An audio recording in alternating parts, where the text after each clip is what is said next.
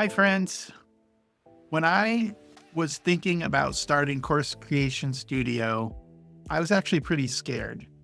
I didn't know what the future held, and I asked for some advice from my consultant friend, Brian, and he gave me this advice. He said, the best time to plant a tree was 20 years ago. The second best time is now. And that advice from the Chinese proverb empowered me to start Course Creation Studio, where I get to help therapists now increase their freedom and flexibility in their lives using the information, education, and experience that they already have. So if you're a therapist and in 2024 you felt tied to your office, you're working long hours, but you're craving more freedom and flexibility, come join me. Imagine earning income that doesn't depend on every hour you spend in session. Join my Sustainable Therapist Empowerment Program. In just a few months, we're going to create a profitable online course together, and we're going to reach more people while freeing up some of your time. I have 8 spots left for the cohort starting in January, so head to coursecreationstudio.com or email me, james@coursecreationstudio.com, to learn more. You'll be glad you did.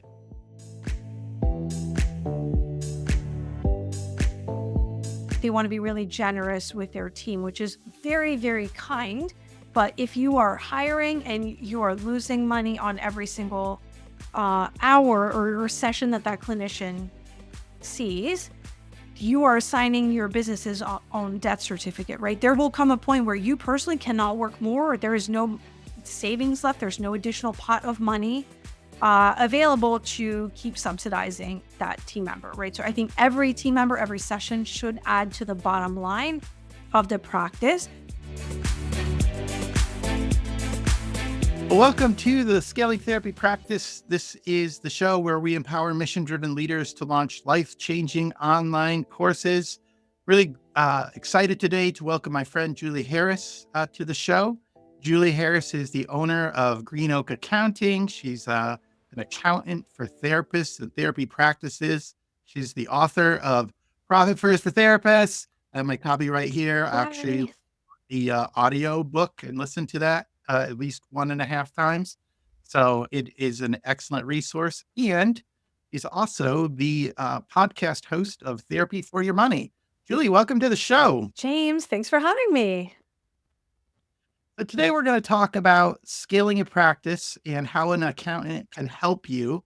And who better to help us talk about this subject than Julie, who works with therapy practices from solo onto, multi-million-dollar practices. So if I was, we're going to answer 3 questions today, maybe 4. But if I was going to ask you, Julie, what does scaling mean to you? Or what would if I'm a therapist and I say, I need help to scale, I need help to grow. Mm-hmm. What is your first response to that? Yeah, well, really, there's you can think about it from a couple different perspectives. One is scaling as far as headcount in the practice, right? So clinicians, and the other one is dollars. And really, the secret is they're very much intertwined. You cannot really increase dollars that significantly without adding clinicians, unless you're adding a whole new stream of income. But in most therapy practices, scaling means growing the practice through clinicians, eventually additional locations. But session count is often how we are growing a practice, or at least the first way to grow a practice. You broke it down into like session count, and you can't increase your sessions without clinicians, but you can't increase your clinicians without location. Like, it all seems fairly interconnected that way. Well, you can increase your session count without location. You definitely can do that. Let's say you have one physical location. It's not uncommon to look at, okay, how can we maximize the use of this space? So even if you are 100% in person, which many practices aren't quite there still today, towards the end of 2024, there's a lot of hybrid still happening, or a lot of virtual only practices as well.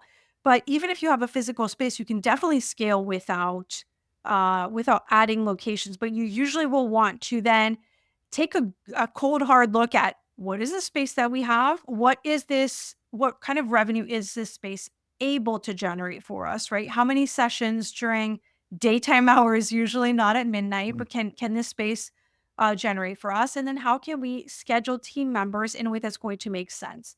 So in this hybrid world, that often means that a single clinician isn't getting their own dedicated office that only they use, right? Especially if they're working 2 days from the office, 2 days from home.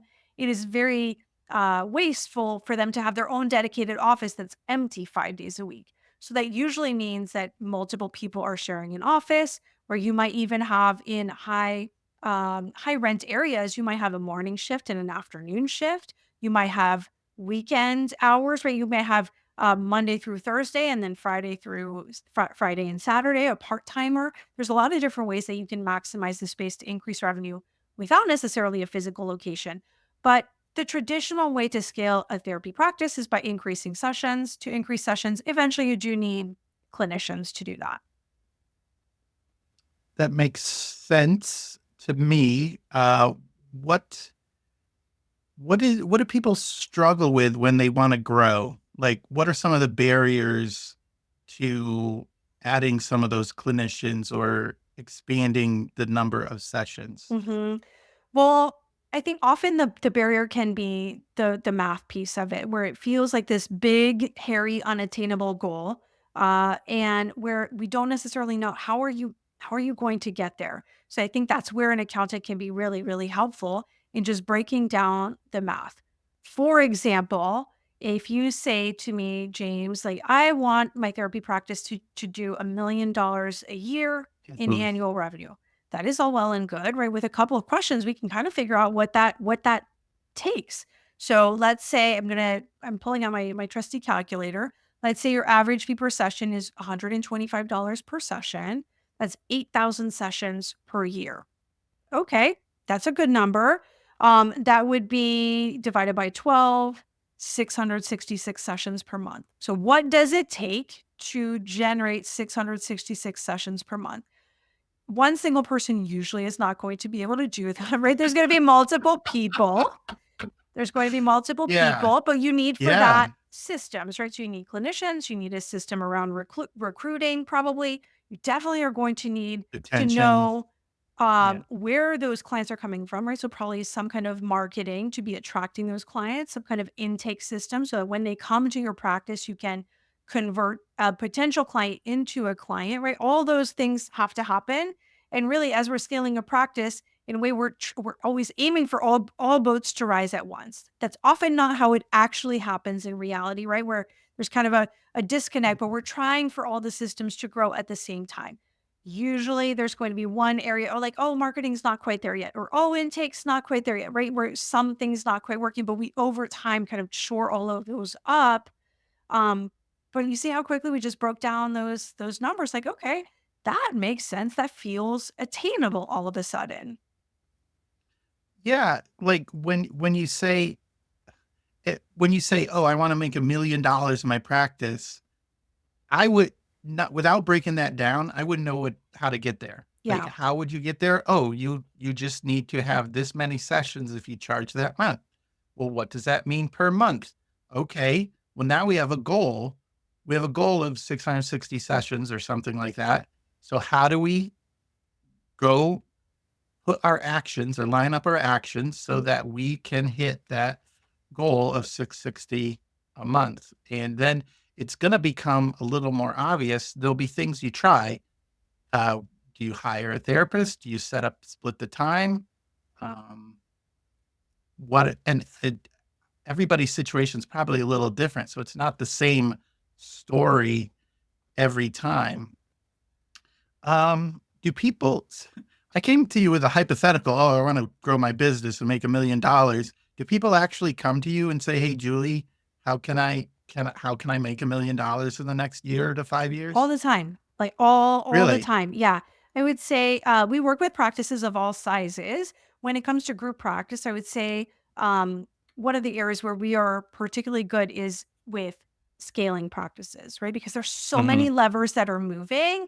And I think you need accounting support at all sizes of business. I think that is always good to have someone in your corner I'm a big believer that as a business owner, you need accounting support, tax, you need an attorney on your side, HR if you have team members, right? Like Mhm. these are areas where there are people with very specific expertise that can really just be kind of on your team of consultants and really help you grow a better business.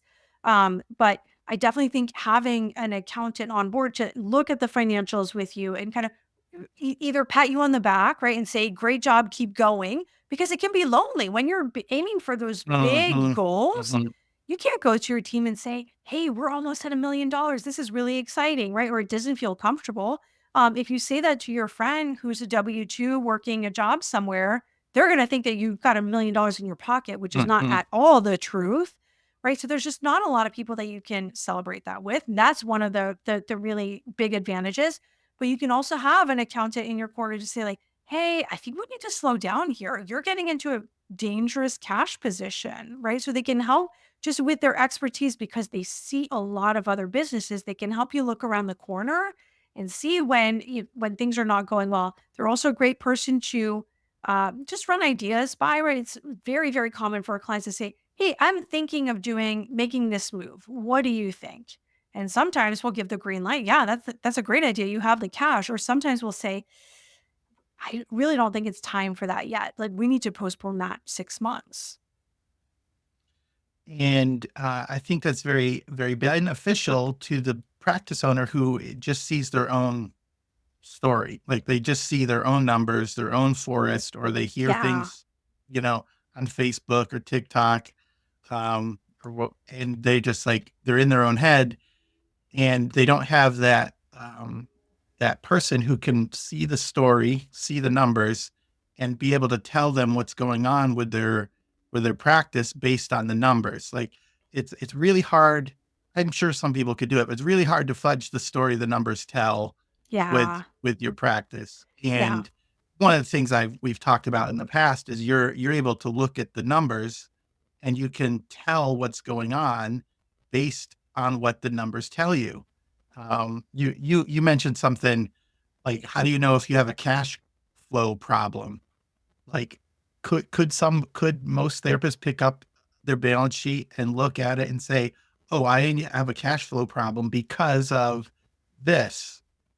It, Yeah. it's Maybe, maybe not. I would err towards probably not. Right. Yeah, The cash flow problem might manifest to a practice owner like, oh man, cat money feels really tight. I don't know what's going on. Like we're making all this money, but where is it going? Right. So that would they be kind of feel the it before they symptom. see it. Yes, they Yeah, wouldn't necessarily know where it's coming yeah. from, but they would feel like, oh, it feels really uncomfortable. I run payroll and it feels really tight when I do that. Right. So those are the symptoms. And that's when if you're going to the doctor and you're saying like, "Oh, it kind of hurts over here," and they'd be like pushing, like, "Where is it?" Like, "Oh, where that's where it hurts," right? So it's kind of that way from a financial sense where we're kind of peeling up the layers of like, "Oh, I think something's going on over here," and that uncovers the issue. Yeah. So we've so problem diagnosis is one way an accountant can help you scale your business. If you could spend another minute or two just talking about what are some other ways an accountant or an accountant firm can help a therapy practice scale their business. Yeah. Well, we can help you avoid some pretty expensive mistakes sometimes too.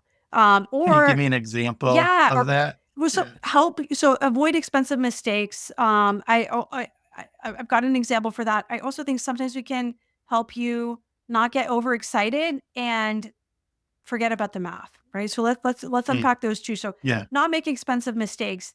If I had $1 for every time a practice owner made a lot more money in their business and spent all of it before their tax balance was due, I would have a lot of dollars, right? So we can say, hey, hold on, you can't take that money out of the business. There you doubled your income. There's going to be a tax balance due, right? So just helping you see around that Mm, corner, recalculating that for you, having you make extra payments if you'd like to pay that in advance, or just helping you see this is going to be due in April. We need to hold on to this cash. That's a huge, very expensive um, mistake that a lot of business owners make. sometimes in the later years, very often in the first few years, right? Because you're not used to having to pay taxes. So as a business is starting and growing, but I've seen also, this is from earlier this year, we had a client who their landlord was selling and said, "Hey, are you interested in buying this building?" And this client was just really, really excited at the prospect of being their own landlord, right? And building equity and being their own, owning the building Mm, and having, expanding the practice into maybe something more holistic with yoga, and there a lot of opportunity. And that is really great and really exciting. And it's easy to kind of forget about the math in those situations when you get excited mhm, about this by this great opportunity. Right. So in this case, we have the experience. We've seen many, many clients buy a building. So we can say, well, we typically are going to need 20% down. 20% down of this much. This building is X dollars. It doesn't look like you have that available in the business. Do you have assets personally that we don't know about? Right. That's possible. And that could be. And then this is what you can expect after. Right. So we were able to just paint the picture and not just be the Debbie Downers and saying, no, you can't do this, but just paint a realistic picture of, yes, it sounds like a dream right now, but what we don't want this building to turn into is your worst nightmare, where it is taking every penny of cash that you have available and costing you way more than just your rent alone is costing you right mhm. now. And you're now in a really difficult position where you might actually lose your practice, right? So it's Oh, just kind of yeah. painting that picture of like, here's what reality will look like. Here's what the bank will ask for. Here's what they will expect. So that you can go in with your eyes wide open and say, you know what, this is just not the right time. We can absolutely work towards this in a few years, but this is not it. Well, and also, uh, um, well, okay. One of the points I was going to make is one of my favorite authors, Jim Collins, wrote a book, Great by Choice. Hmm. And he said, lead above the death line. But it's been a few years since I read the book, but what I get from what it means is take risks, but don't take risks that will kill you. Yes. Yeah. I've read that book and I And you don't got to remember take that risks one. as a business. Yes. You don't have the full Absolutely. information. Absolutely. Yeah. But if you're traveling to Antarctica and you don't talk to somebody who's been, to the cold climate before, what you need, the supplies, the dogs, the whatever. Hmm. If you go there without being prepared or without your eyes open, you're just gonna die. Yeah. Yeah. And sometimes these risks are calculated, right? They make sense. We're going to make an Sure. investment for the growth of the business. But often, like in this specific case, it's not really a risk that is worthy of like, yes, that is a good Mhm. thing to buy an asset for you personally, but if it puts the business at risk, that's actually a bad risk. Where it's not going to grow your business, right? That alone will not make your business bigger or better or generate more revenue. It will Yeah. actually take away from it. So that's just one of many, many examples, right? A building comes up quite often. Sometimes it's a great idea and sometimes not, but it's just one of the ways that we can help as accountants, business owners kind of look at reality. One of the other recent things you've done, and I sent out some emails about it, was the compensation. Like, how can an accountant help you create a better compensation package for your team? My story, I've told this like 6 times, is I had a friend hire staff. She was solo. She hired staff, but kept paying all the taxes and all the insurance and everything, and kept their rate the same. So basically, she was working more, and Hmm. she hired people, and now she was even working even more to support her practice rather than earning more money. So that's my example. What is a way an accountant can help you develop a compensation package? Yeah. Well, I don't know that every accountant can do this because most accountants don't know the mental health space. Well, But often an accountant will be able to say, well, here's what your overhead is, and here's what profit, they'll ask you what profit margins you want to have. So then you can afford to pay about this much. When it comes to the work that my team and I do at Green Oak Accounting, all we do is work with mental health, and so we actually mhm, know in a much more granular way, like here are the industry standards, and that's by years of our research, and here's what we recommend, and here's the structure that we recommend, so that you can still make a money.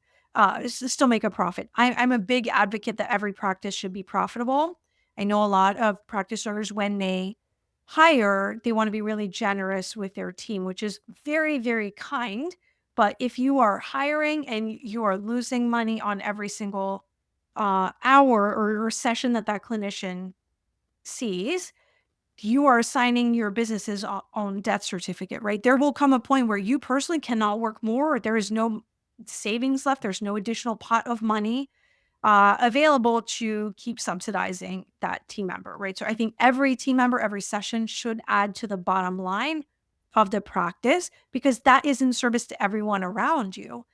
If you have a practice that is profitable, it means it will continue to exist. You will continue to be able to serve your clients, have a high impact in your community, but you also get to keep your clinicians employed, which is a really good thing, right? If the practice eventually fails, you're bouncing payroll. You are, Hmm. people are leaving because they're not getting their paychecks. Like, that's not a good situation. Hmm. Yeah, definitely. And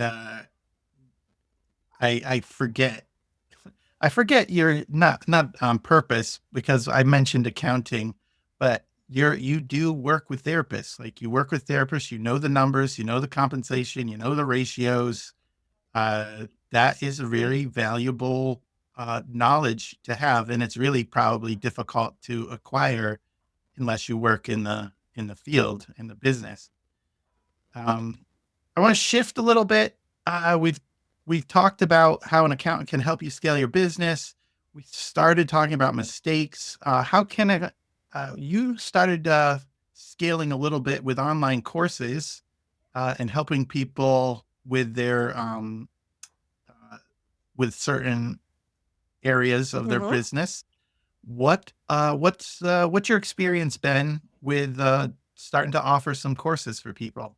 Yeah, I think it's a great way to expand your reach and diversify your income.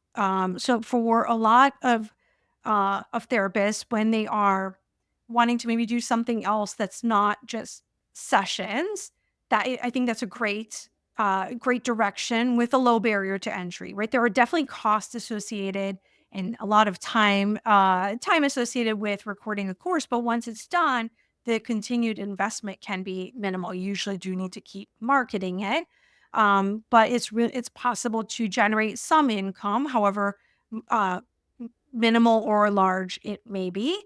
And so that's always a good conversation when you're adding any kind of additional income stream to your practice. It's a good conversation to have with your accountant to say, should I leave this in my existing business? Should I have a Mm, separate entity for it? Right? It can be part of a larger discussion because there's no magic.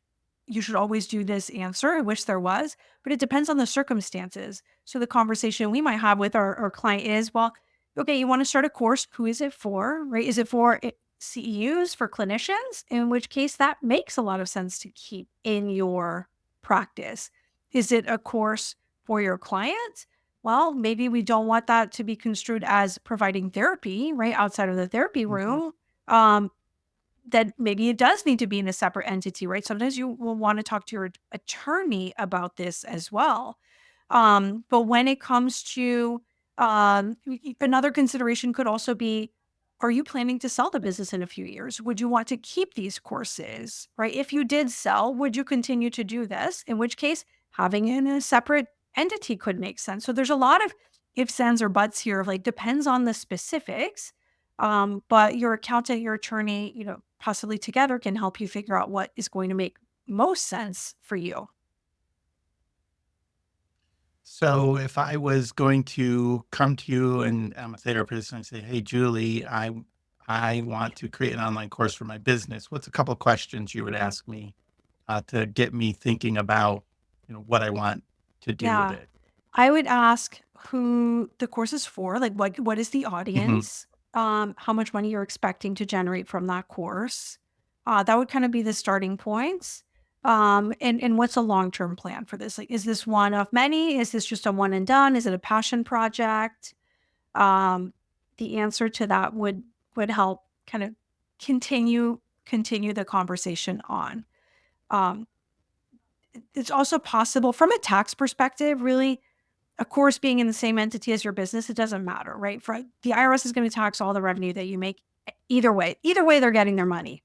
But the consideration is often legal as far as like, does it exist within the current business or separately? Depending Mm. on, licensing requirements in your state and what's going on there, and if it's related in any way to what you do. So I'm an accountant, I'm not an attorney, but like there Mm. are some legal considerations there too often.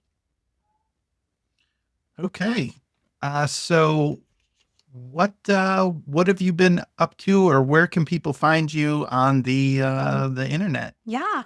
Well, we have so Therapy for Money is probably one of the best places to hear what I have to say. I talk about all things money for therapists in private practice.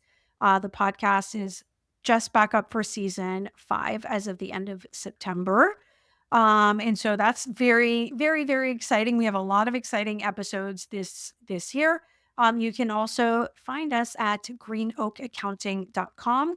Our kind of bread and butter is monthly accounting services. So we support therapy practices all year long, and we provide all the regular accounting services that you would expect, like bookkeeping and tax. But where I think we really make our mark is in our advisory services that we layer on top of that because we know therapy so well. So you can go to greenoakaccounting.com, and we always offer a free consultation so you can see if we might be a good fit or not. So you can meet with our team and just low pressure, check it out. All right. Well, Julie, thanks so much for being on the show. Thanks, James. It was great to chat with you. This is James Marland for the Scaling Therapy Practice. Go put your mission in motion.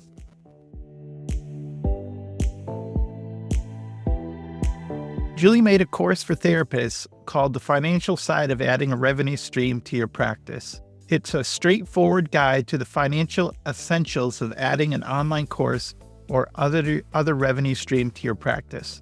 You can find that in the larger course called Charting Your Course, Build a Solid Foundation for Your Online Course Business. Go to the store page on coursecreationstudio.com and get your copy today.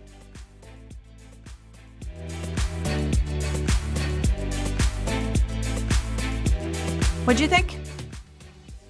I wish I would have said, "How are you?" instead of jumping into my questions. I got nervous. No big deal. I did not even notice. I did not even notice. I was like, "Oh, I should have asked her how she's doing." Not a big and, deal. tell me about your family. I don't know. How was your trip? You took. Where did you go? I'll stop recording.